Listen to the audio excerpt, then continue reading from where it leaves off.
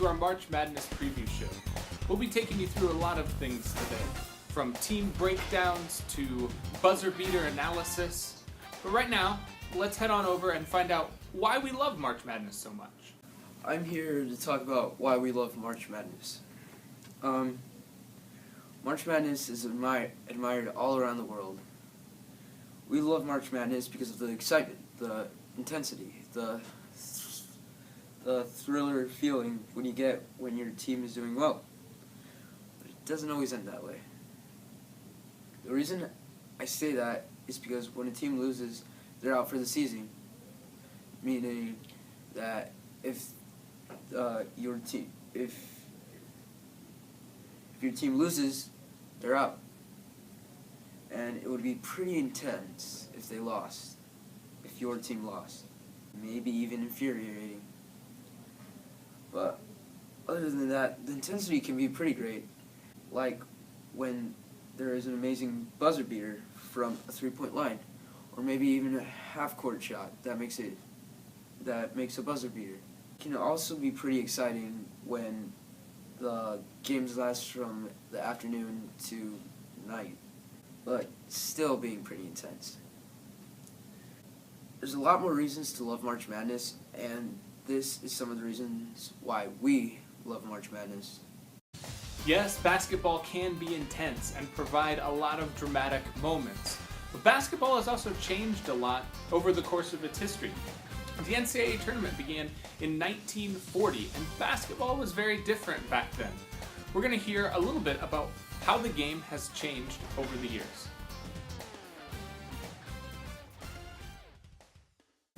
The NCAA tournament has changed through the years, growing from 8 teams to 68. But the game of basketball has changed as well. How? Let's look at 5 areas. Shooting. Basketball has changed by shooting. Shooting was way different back then and now. Back then you could shoot off of 1 foot, shoot flat-footed, and shoot with 2 hands. Now, when we shoot, most people jump and use 1 hand to have backspin. Referees. Back then, when someone would get fouled, they would not take a lot of time. They would stand where they would and hold up the person's number on their jersey. Also, the person who fouled would raise their hand. Now the referees go to the score table and tell them the person's number. The players now don't raise their hand because mostly that when they have this time, they get angry. Fouls. When you get fouled, you would shoot one shot even if it was a foul on the ground. When they got fouled, going up for a shot, they would shoot 2 at the free throw line. Now, if you get fouled, it depends if you got fouled on the ground or on the shot. When you get fouled on the ground, you take the ball out of bounds.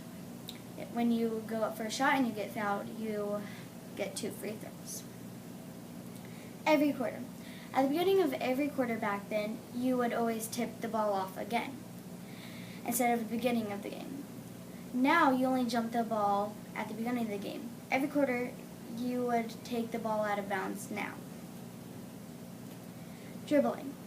Back then they never went in between the legs or went behind their backs. It was real simple dribbling. They would often dribble it high too. Now a lot of people do the fancy moves, and now you have to dribble low, or the other team most likely would steal it. Thanks for that report. Now let's dive a little bit more into those shooting differences as basketball has changed. Did they shoot better when they shot with 2 hands, or do we shoot better now? Our class did a test to see if the shots that they did back then, like in the 1950s, are harder than the way that we shoot now. One of the shots people did back then was called the 2-handed set shot because they shot it with 2 hands, but they did not jump, so they were set. Each of us did 10 shots, and we had 10 people shooting, so we made 32 out of 100 shots of those, so we made 32% out of those shots. Another old shot is called the 1-leg shot. It's like the floater we do now, but they only shot it with 1 hand and 1 leg, so they didn't get that much power. And out of all of us, we got 30 out of 100, so we got 30% out of that shot. We only did one shot that we use now, it's just the regular jump shot. We did the combined score was of that was 42 of 100, so we got 42% of that shot. Maybe it was easier to make the shots that we shoot now because we had more power. Like for the one leg shot, they used one leg and one hand, so it was harder for them to get power. And for the set shot, they didn't jump, so it was harder for them to get power then. But now we jump and use our guide hand. So we shoot better with our jump shot form now than we shot in the old days off of 1 foot or off of 2. But what about shots that are under pressure? This tournament has been filled with buzzer beaters. What makes a buzzer beater easier or harder to make? Let's find out. I'm Shemai Magadi, and we're going to talk about buzzer beater analysis. Which buzzer beaters are better? Buzzer beaters are the highlight of the NCAA tournament. They're the most talked about shots and rewatched videos. But are some buzzer beaters harder to make than others? We looked into that this week, analyzing the shots from the first week. This week, our class attempted each of 4 buzzer-beating shots. Rob Gray's layup for Houston to defeat San Diego State, Dante Ingram's 3 to beat Miami, Clayton Custer's driving jumper to lift Loyola over Tennessee, and Jordan Poole's 3 for Michigan to knock off Houston. The easiest buzzer beater is going to the basket to make a layup. This is what Rob Gray did.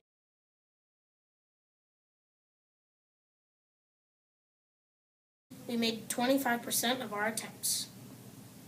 By far the highest percentage of any of the shots.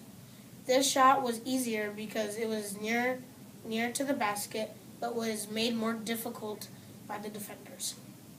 A shot that is more difficult is when you are alone, but farther from the basket, standing still.